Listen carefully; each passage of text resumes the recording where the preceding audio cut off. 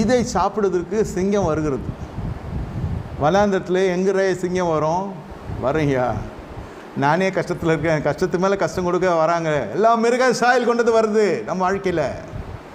பொல்லாத ஊழியக்காரன் வரான், பொல்லாத தீர்க்கதரிசி வரான், என்ன பொல்லாத மனுஷருங்க வரான். நம்ம நம்ப முடியல. இல்லையா, நீ கற்றுக்கொள்ளணும். நீங்கள் நம்பிக்கை வைக்க வேண்டிய நங்கூரம் இயேசு கிறிஸ்து தான்.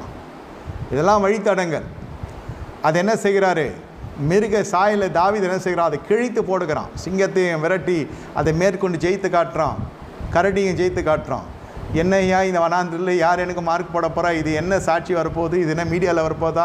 இது என்ன அதில் வரப்போதா? இல்லை, மறு அதிகாரத்தில் பார்த்தீங்களா சவுல் இடத்துல இது சாட்சியாய் சொல்லப்படுகிறது.